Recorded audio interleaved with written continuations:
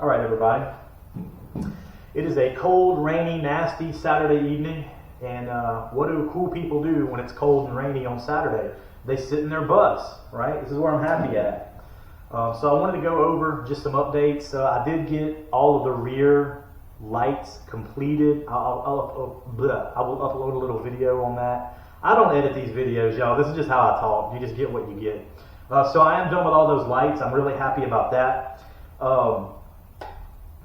What else? I am renovating my bathroom in my house, so that's kind of cutting into my bus time and really big into my bus budget, which is not a big deal. I really don't have a ton of money to spend in the bus. I have a majority of what I need, and what I don't have, I can pretty easily acquire. I did move to the front of the priority list my wood burning stove. I'm going to be getting a wood burning stove in the next few weeks. It's probably going to be my Christmas present if we're being honest, and I'm going to drill a 5-inch hole in my ceiling. And I'm gonna put a little thermal boot there, and I'm gonna have an 18-inch chimney sticking out of my bus, because when it's nasty, rainy, cold, freezing rain, cold front coming through, I can come out here with 3 or 4 little pieces of wood, and I can be toasty warm. Put me some good country music on, good classic rock, and I can rock out in here and work on it.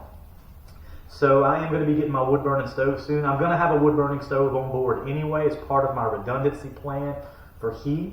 So it's just going to be a matter of wherever I want to put it at is where I'm going to drill the hole, because I don't want a void in my roof. But whenever I'm done and I'm ready to kind of raise it off the floor and mount it, I'll just take some of the heater pipe out, the heater pipe length, and I'll mount it there. So I am going to be getting a wood burning stove soon. But I want to focus on the aesthetics of the driver area, the cockpit. I want to update all the 12-volt area up front. So to do that, I bought this bus bar online. Bus bar has a hot and a ground connection with a heavy gauge wire coming from the battery, and you mount this under your dash or somewhere out of sight. And what this does is it gives you 6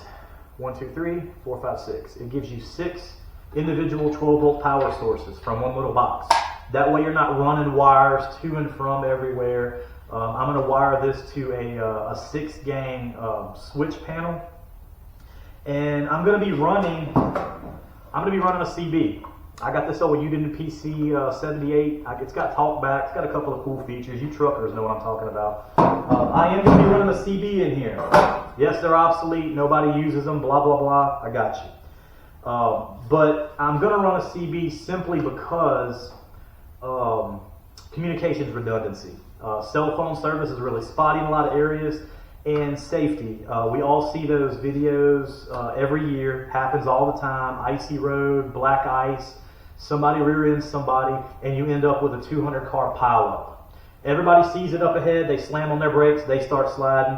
They run up under the car in front of them, kill them. Somebody comes and runs over them. It's tragic. Well, I can tell you, when these things happen, people that have CBs get on channel 19 and they start screaming, "Hey, stop. If you can hear my voice and you are on Interstate 10, stop. There is a huge crash right outside of XYZ." And it buys you time. You can take your foot off the accelerator, slowly slow down, pull off of an exit, and you can avoid getting killed or killing somebody. That, and it kind of lets you know where the police are. I'm not really too worried about that, but it's just another perk of it. I know a lot of truckers do not use CBs anymore, but enough of them do, in my opinion, to make it relevant. Plus, you have your RVers, your bus drivers, even people in regular cars. Some of them still run CBs, and I think it's enough of them to where it still keeps the CB relevant. Long live the CB. It's never going to go anywhere. Stop trying to make it go away. But I am also going to run a GMRS radio as well. A GMRS radio supposedly is the new CB. Everyone's going to that. GMRS, you got to have a license to operate. I got my license a couple of months ago, and my call sign. It's really easy to get. But you can get a good GMRS radio for a couple of $100. A good 45-watt radio, line of sight vision, will give you clear communication, 20, 30, 40, 50 miles, depending on conditions.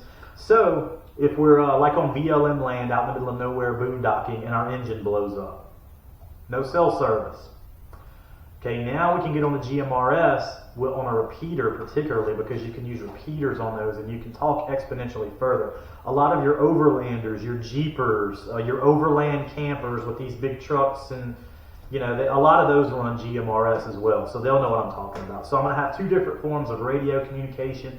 I'm going to run off the bus bar. I'm also going to run a camera system. We've all seen garbage trucks, UPS trucks, things like that. On the back of them, they have kind of a heavy-duty camera, kind of aimed at a 45-degree angle. Well, we all know what those are. I'm going to put one of those in the back, but I'm also going to put two on the side, on both mirror brackets, aiming backwards from the driver's area. And what that's going to do is eliminate virtually all of my blind spots. I don't want this camera to come on when I put the vehicle in reverse. I want it to come on when I flip a switch, and I want to keep it on. If I'm underway, if I'm parked somewhere, and there's a car backing up, or I'm trying to back out of a fuel pump area or something, getting gas, getting diesel, I can see what's around me a lot better. It reduces my blind spots. Those of you that rode a bus when you were little, the bus driver had this big ass mirror above her head and she would keep an eye on everybody. I took all that out because I don't need it, because I'm essentially going to have a house behind me. So I'm not going to be able to see anything. It's like driving a semi-truck. All you can rely on are your side mirrors, your convex mirrors. So I'm going to keep all that. I need them. I'm not getting rid of those, but I'm also going to add cameras.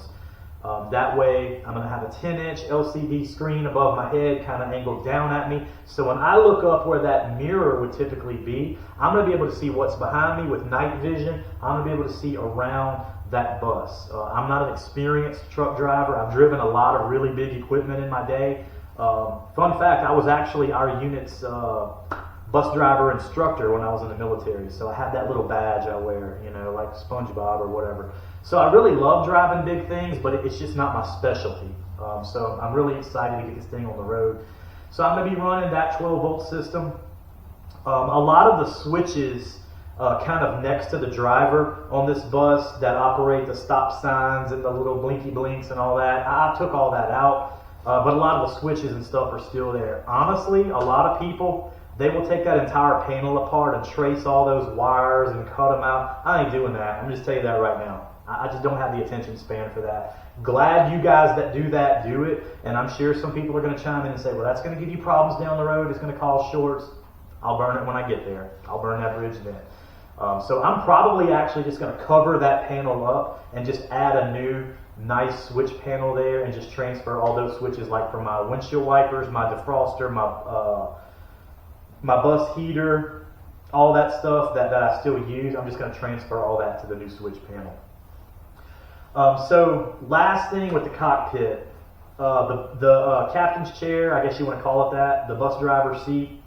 Y'all, bus drivers work about 90 minutes in the morning and they work about 90 minutes in the evening. So they don't spend a lot of time in these seats, and their comfort speaks to that a lot. They're not comfortable to sit in longer than 30 or so minutes.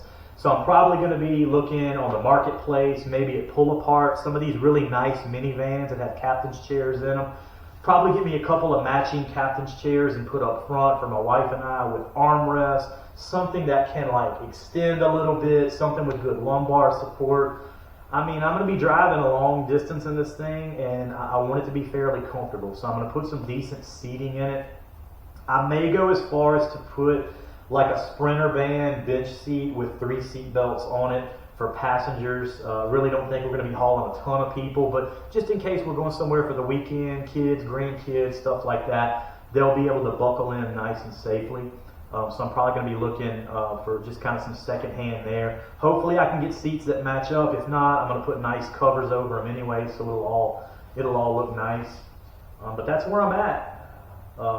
I will keep everyone posted. If y'all got any tips on the front driver's area for me, please include those in the comments, but just a tip, nothing else. Just give me the tip, okay? Any seating, any accessories you think? Am I going overboard having a CB and a GMRS? I'm going to do it either way. I just like to hear people's opinions on it. I have looked into those WeBoost things too, those little Wi-Fi booster antennas. A lot of these guys that work out in the desert and the oil fields and stuff, you'll see that on their trucks. I'm probably going to get something like that to extend the Wi-Fi as well. Cell phone extenders, range extender in take two. Range extenders, things like that. Probably going to look into.